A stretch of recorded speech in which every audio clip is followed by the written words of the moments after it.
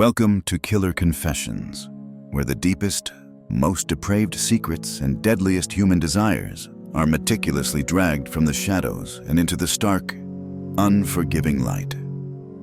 I'm your host, Danilo King. Tonight, we journey once more to the glittering, sun-drenched, and often deceptive heart of Los Angeles, a city synonymous with dreams, a place where fortunes are made, fame is pursued with relentless ambition, and appearances are everything.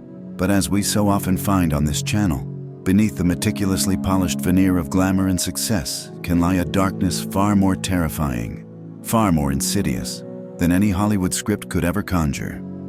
Our story begins on a seemingly ordinary winter afternoon in January 2017, when a brutal, bloody murder in an affluent, sun-kissed suburb shattered a carefully constructed fairy tale existence. This act of violence would rip the mask off a seemingly perfect marriage, exposing a shocking, sordid tale of infidelity, breathtaking greed, and a deadly conspiracy orchestrated from within the very heart of a family. This is the twisted, tragic case of Fabio and Monica Sementilli, where a wife's torrid secret affair with an adult film star allegedly culminated in her husband's horrific, violent end. Fabio Sementilli, at 49 years old, was not just a hairstylist. He was a veritable titan in the demanding, competitive world of professional hairstyling. Known affectionately and widely throughout the industry as Big Daddy to the legions of aspiring and established stylists, he mentored with genuine passion and generosity. His career was nothing short of stellar, a true immigrant success story. Originally from Toronto, Canada, Fabio, the proud son of hardworking Italian immigrants, displayed an early, unshakable passion and an almost preternatural drive for his chosen craft. He famously dropped out of high school at the young age of 17, recognizing even then that his destiny lay in the art of hairstyling. He earned his hairstylist certification in 1987 at just 19 years old, and with his sister, to whom he remained eternally grateful. He opened his first salon in the humble confines of their family basement, a modest, almost storybook beginning for a man who would eventually achieve international acclaim and influence. Family, Fabio often said, was everything to him. It was the unwavering driving force behind his relentless ambition and his remarkable success. And he became, by any measure, extraordinarily successful. A decorated competition hairstylist, a respected salon owner, and eventually a sought-after artist for major Hollywood films, tending to the tresses of global celebrities like Jackie Chan, Russell Crowe, and Jennifer Lopez. In 2007, his talent and leadership were recognized when he became a creative director for the prestigious Wella brand in Canada. By 2010, he had ascended to the influential role of creative director for the entire North American professional division of Coty Professional Beauty, a position that saw him managing a vast team of over 500 employees and overseeing state-of-the-art studios in Los Angeles, New York, and Toronto. He was, undoubtedly, a high flyer in his industry.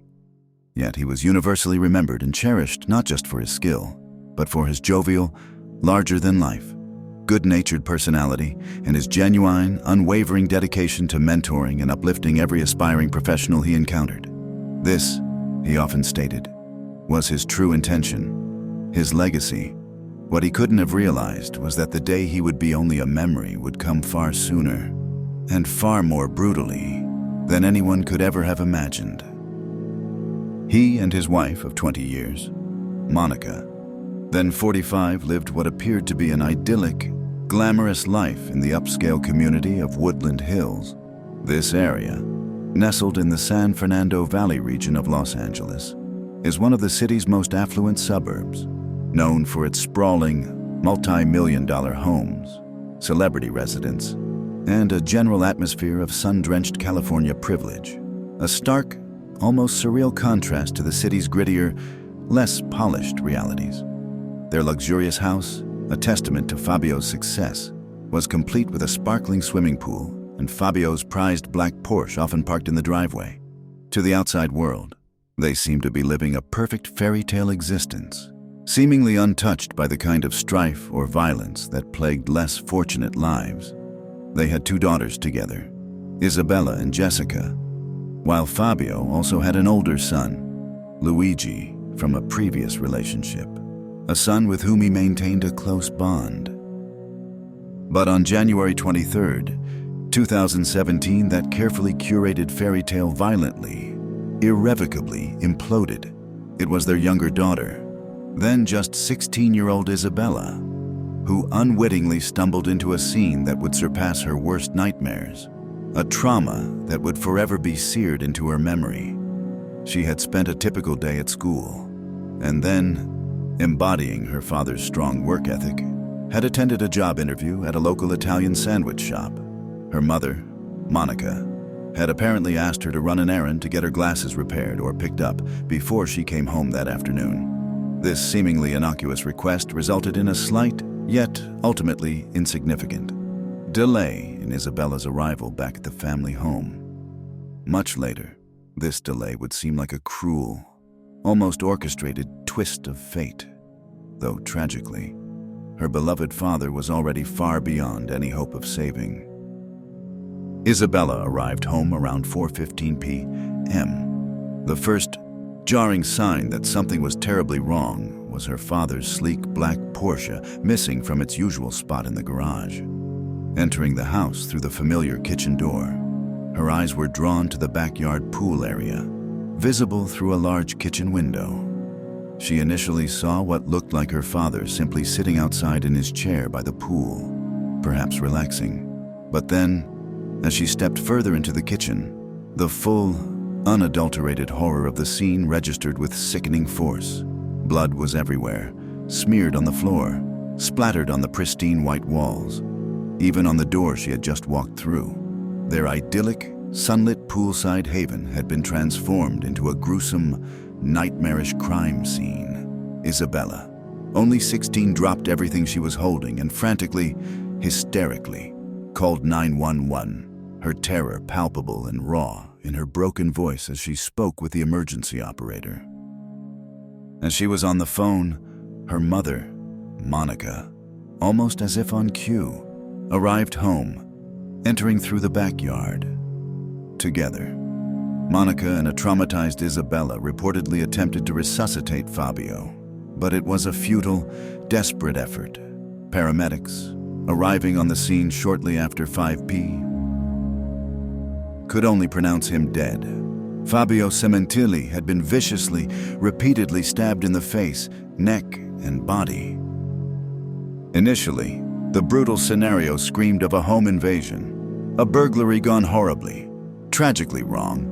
This was the Sementilli family's immediate, shocked belief, and it seemed, on the surface, to be the most likely explanation for such a violent crime in an affluent family home like theirs.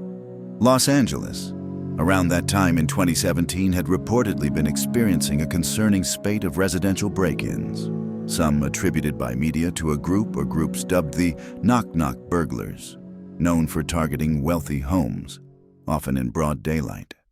This prevailing theory seemed to gain further, almost conclusive traction when police reviewed crucial surveillance footage from a neighbor's house. This footage captured 2 mysterious, indistinct hooded figures running from the Sementilli property around the estimated time of the murder. Fabio's Porsche was also confirmed to be missing. The Sementillis' own expansive home was equipped with an extensive, modern security system, and police naturally expected to find a great deal more high-resolution footage on its hard drive, footage that could potentially identify the killers. But when investigators went to collect the DVR unit where all the security footage was backed up, they made a chilling discovery. The hard drive, the entire recording system, was gone, deliberately stolen by the killers, a clear attempt to erase any visual evidence of their crime. Lacking other immediate material evidence or leads, police focused their initial interviews on Monica Sementilli.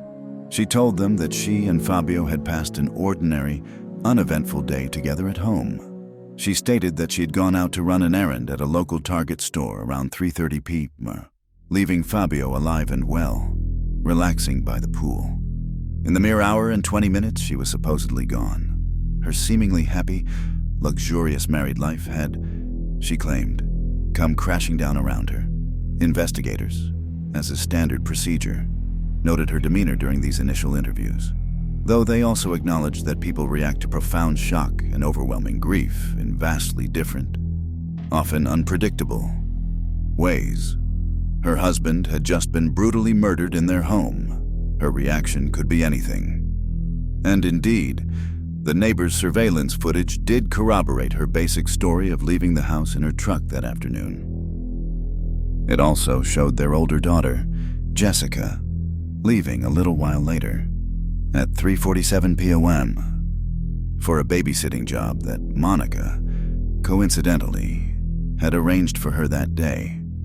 Then, at 4:53 p.m., right around the estimated time of Fabio's murder, his black Porsche was captured on camera driving away from the house. But it clearly wasn't Fabio behind the wheel. Just a minute later, at 4:54 p.m., Isabella's car was seen returning home. She had, by the narrowest of margins, missed her father's murder and encountering his killers. And then, at 5:03 p.m., Monica Sementilli also returned home, arriving to the horrific scene her daughter had just discovered. The timing of everyone's departures and arrivals seemed almost too precise, too conveniently choreographed, to be the result of a random burglary.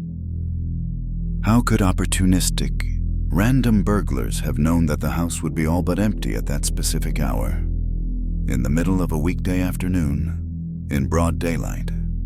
And what kind of extraordinary coincidence did it take for the family members to return, one by one, just a few scant minutes after the perpetrators had fled? There was another glaring, deeply problematic issue with the botched burglary theory as well. Fabio Sementilli had been wearing an expensive $8,000 Rolex watch when he was brutally killed.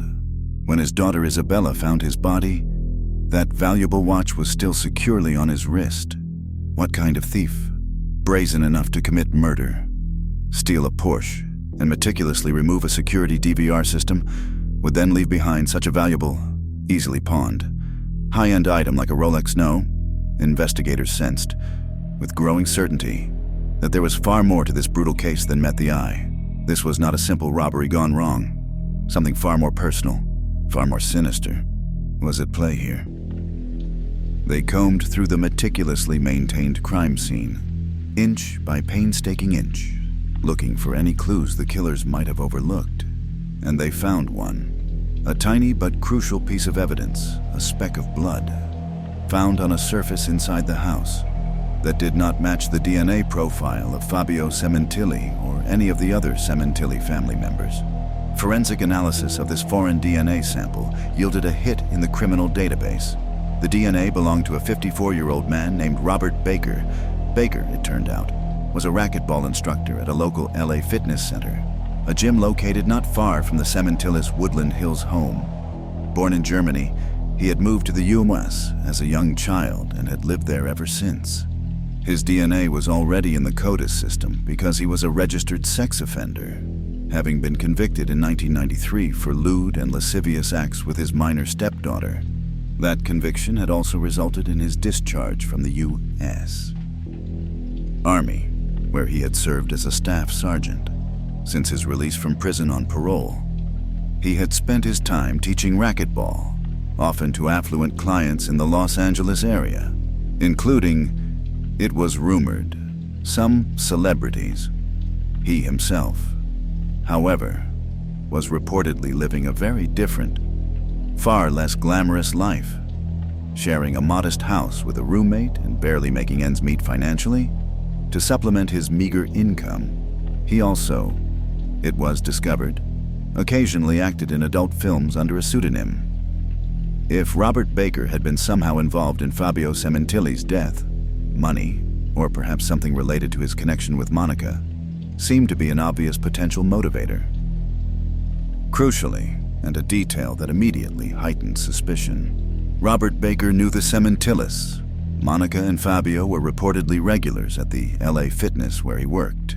He was even, almost brazenly, invited to and attended Fabio's wake.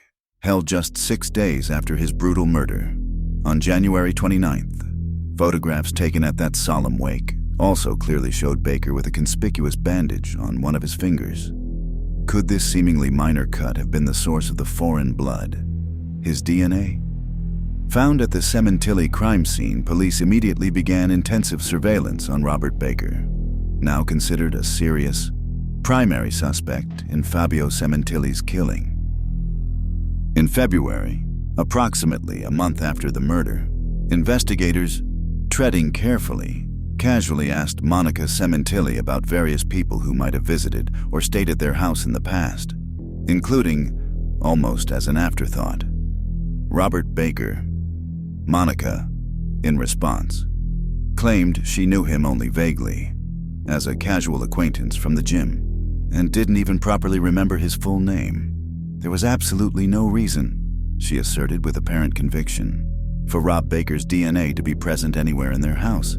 The family, she insisted, didn't even know him that well. Yet, the forensic evidence unequivocally suggested his presence, and likely his involvement, in Fabio Sementilli's violent death. Meanwhile, Monica herself was exhibiting some behavior that investigators found increasingly unusual and suspicious for a grieving widow. She repeatedly called the police department, not just for updates, but specifically pressing for information about any leads they had regarding suspects, and also, quite pointedly, making inquiries about when Fabio's substantial life insurance policy money would be released to her. This, of course, directly contradicted her initial, adamant denial to police on the night of the murder that there even was any such policy on Fabio's life. This was not the first time she had contradicted herself on this sensitive financial matter. Even on the very night of his death, when Fabio's older son, Luigi, was called from Canada with the devastating news, Monica had, according to Luigi and a neighbor who was present, quickly and almost callously brought up the financial benefits, including insurance payouts, that he, Luigi, would now receive. Luigi, still reeling from the shock of his father's brutal murder, was reportedly appalled. Money was the absolute last thing on his mind. But for Monica, it seemed to be an almost obsessive preoccupation. This was further evidenced by an incident that occurred just before Fabio's death.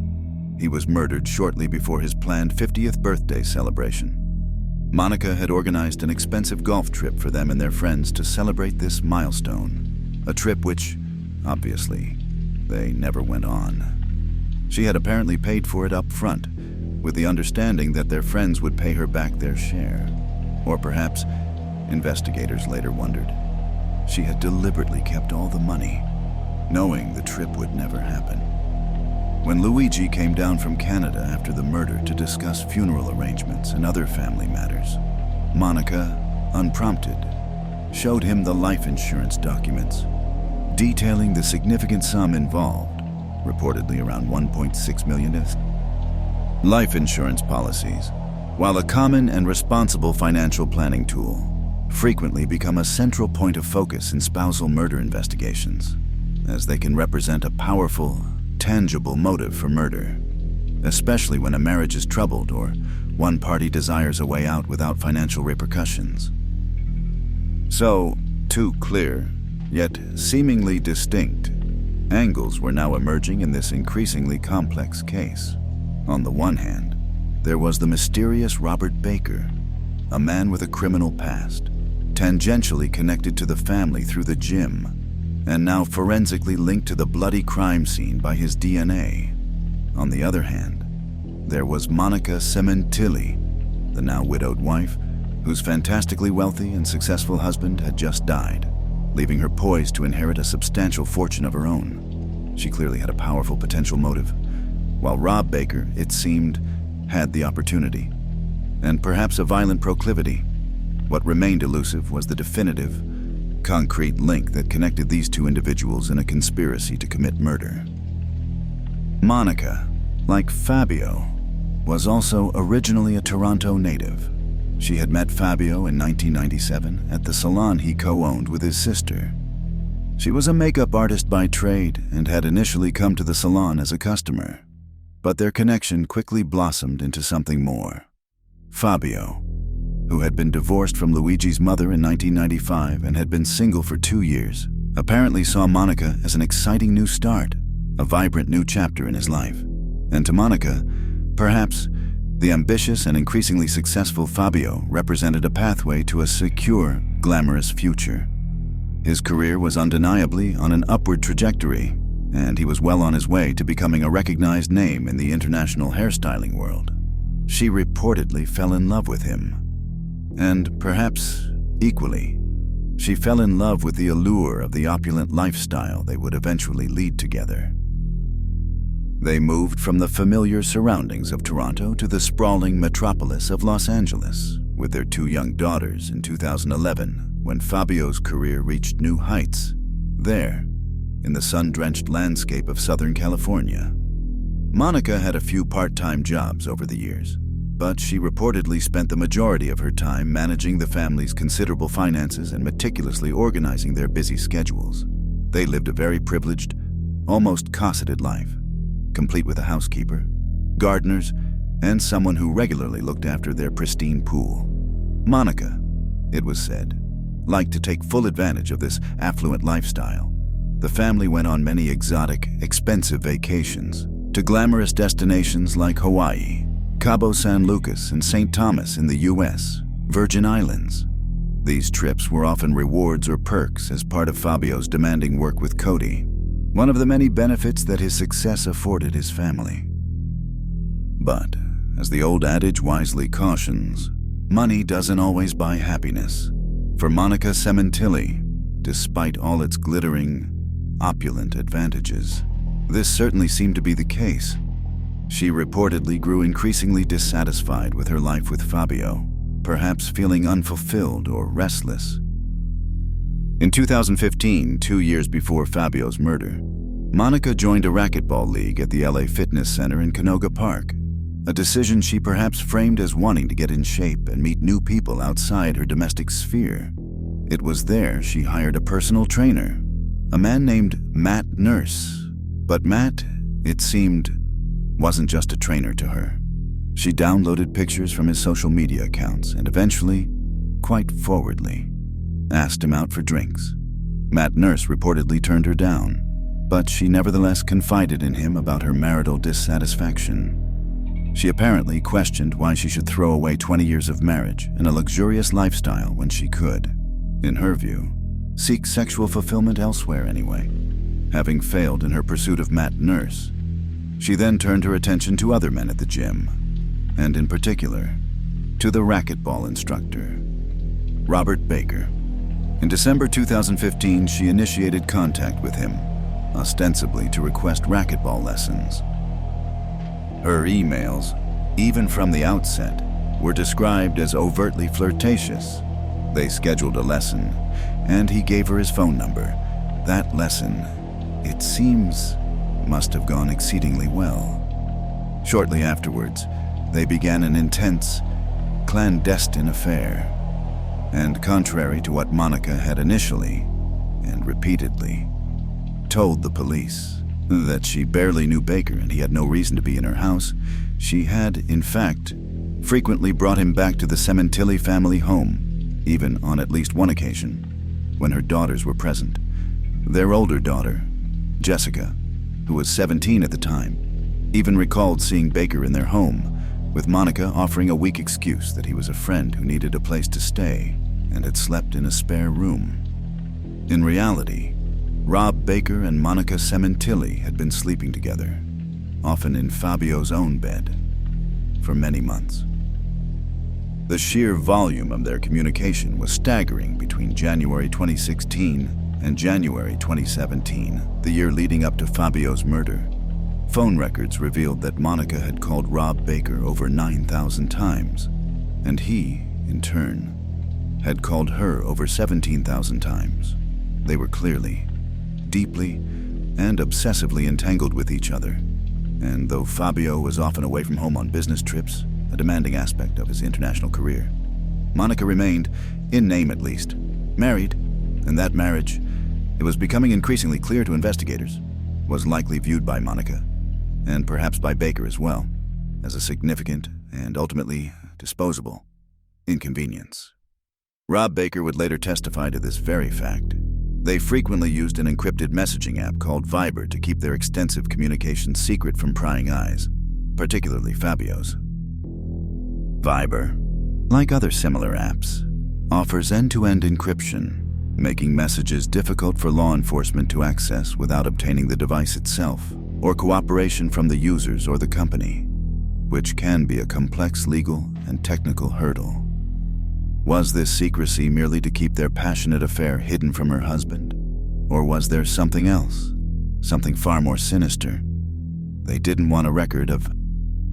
Robert Baker, in his initial statements and even later in some testimonies, denied that Monica Sementilli had had anything to do with her husband's death.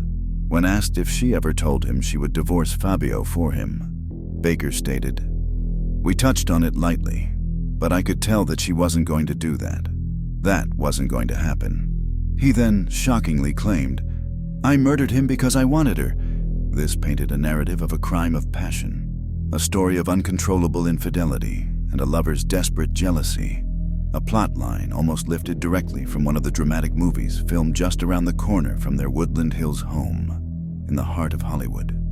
Monica, in this version, fell into a dangerous affair with a dangerous man, and her unsuspecting husband ultimately paid the ultimate price.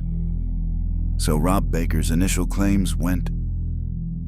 But there was, as investigators soon confirmed, another person directly involved in this brutal killing. His name was Christopher Austin. He and Robert Baker had grown up together in North Carolina and had remained trusted, if distant, friends. Even as Rob wound up in Los Angeles and Chris eventually relocated to Alaska. When Rob Baker needed an accomplice, a second pair of hands to help carry out a murder, Christopher Austin was apparently at the top of his list. Baker paid for Chris's plane ticket down from Alaska to Los Angeles. And the deadly plan, investigators believe, was born, or at least finalized, during this visit. On January 20th, 2017, just 3 days before the murder, Baker picked Chris Austin up from the airport. Chris stayed with Baker at his house, and that night, Rob Baker gave him a knife, the intended murder weapon. It was then, Baker claimed, simply a matter of finding the right opportunity to strike. Baker, in his initial self-serving narrative, claimed that he didn't explicitly ask Monica where Fabio would be at specific times, or when he would be alone at the house, or what the best way to get into their highly secure, gated community was. Instead, he suggested he just read between the lines of her texts and conversations. At one point, Monica supposedly told Rob that Fabio was going out to get food, so Rob dropped Chris Austin off at this location, apparently expecting Chris to ambush and kill Fabio on an isolated stretch of road. When this attempt failed, Rob Baker claimed he realized he couldn't entirely outsource this killing. He'd have to do it himself and involve Chris merely as a lookout, perhaps cynically, so Chris wouldn't be able to snitch on him later without implicating himself. The opportunity, according to Baker, presented itself again on January 23rd, the day of the murder. Rob Baker met Monica Sementilli to play racquetball that day, an activity she had conspicuously failed to mention to the police in her interview later that same night when recounting her day's activities.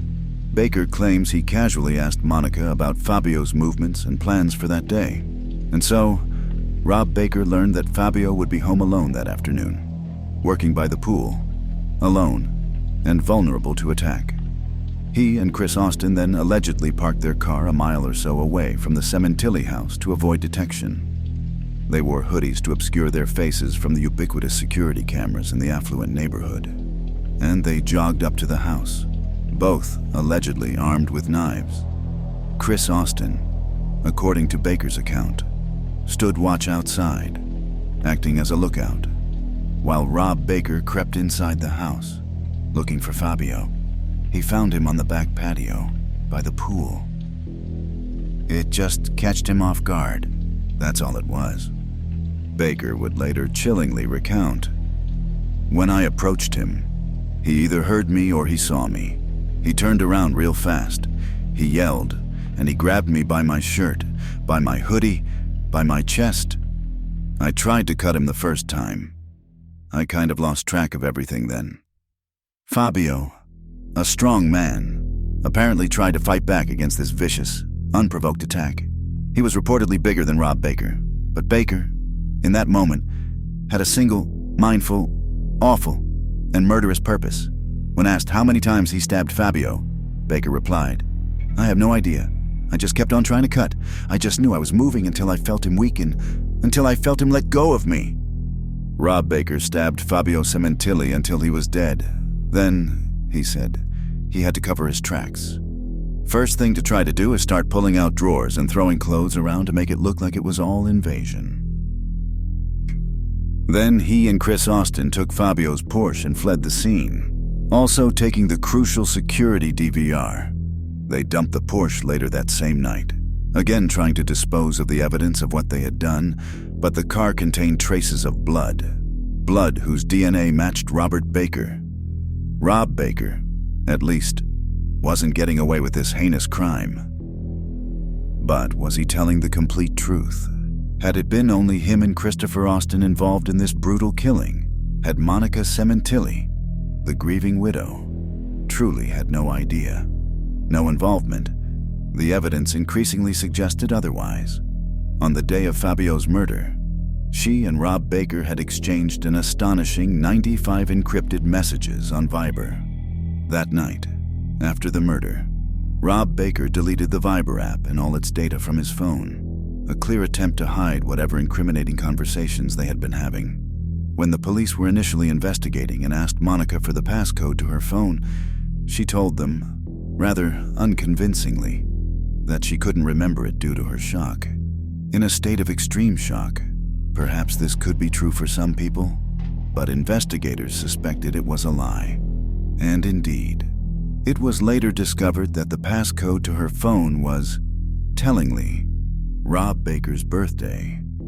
She clearly had deep, perhaps obsessive, feelings for him.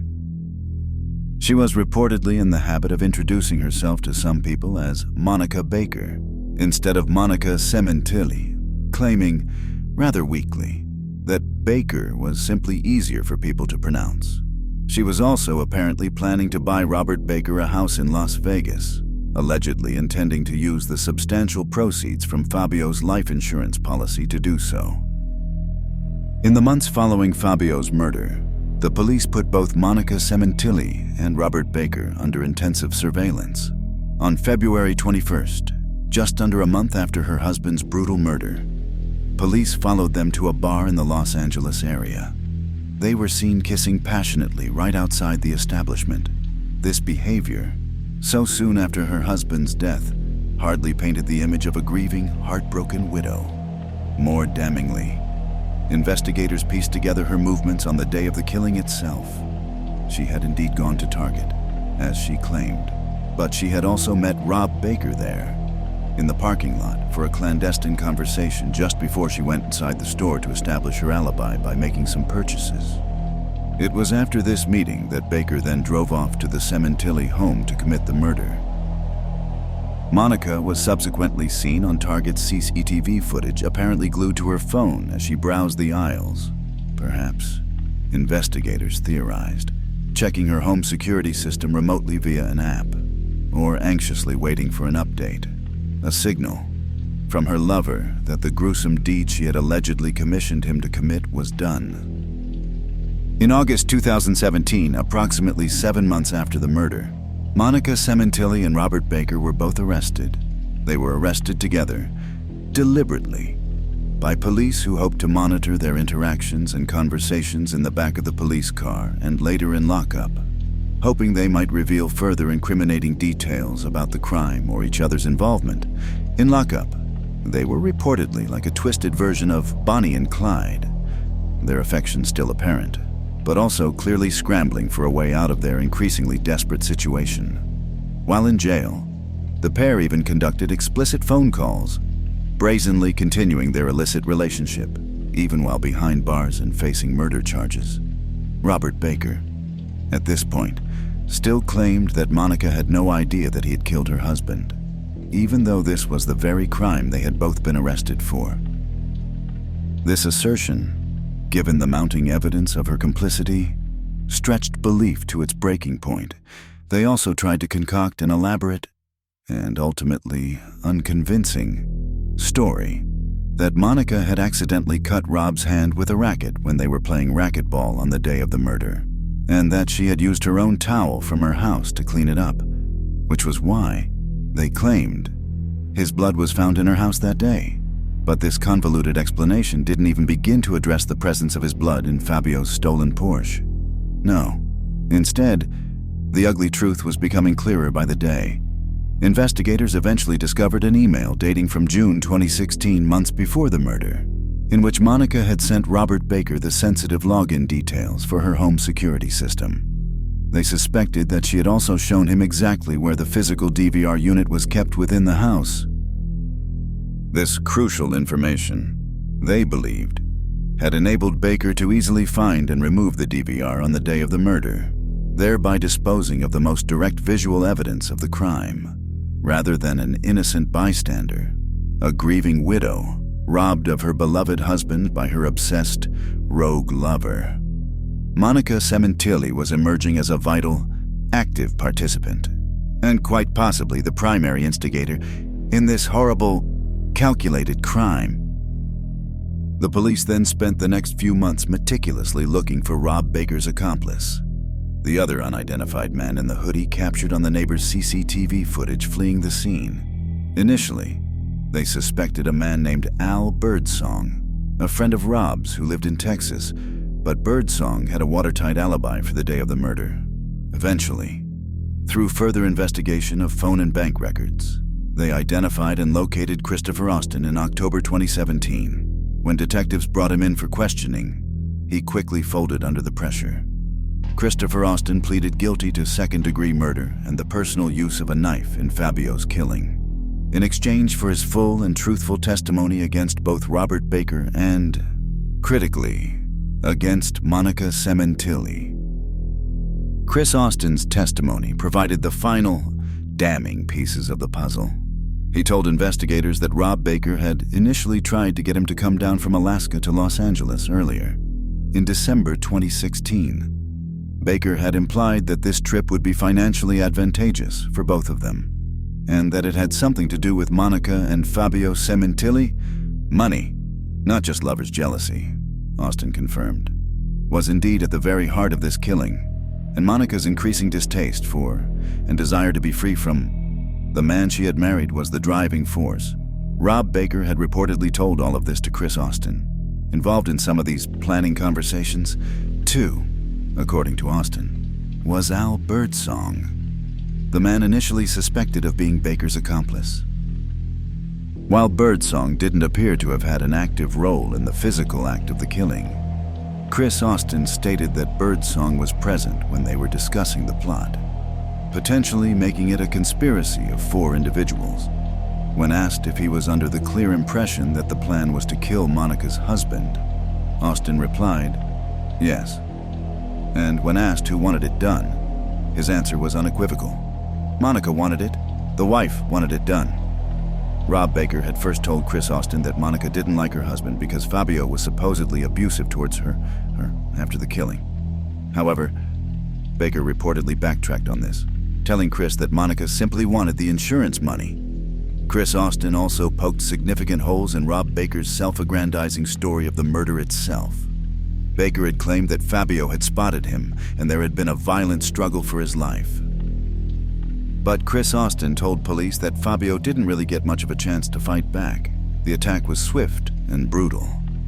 Austin further revealed that Rob Baker was in constant phone communication with Monica Sementilli all throughout the day of the murder, meticulously planning the attack with her.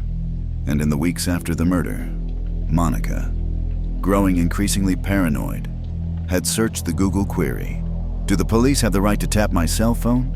She clearly had a guilty conscience and an insatiable hunger for money, money she would ultimately never see, as the police, alerted to the suspicious circumstances, interceded with the insurance company to delay and ultimately prevent the payout of Fabio's life insurance policy She had schemed to get her own children out of the house on the day of the murder, manipulated her home security system, and informed her lover of her husband's precise whereabouts, all, it seemed, for nothing but a future behind bars.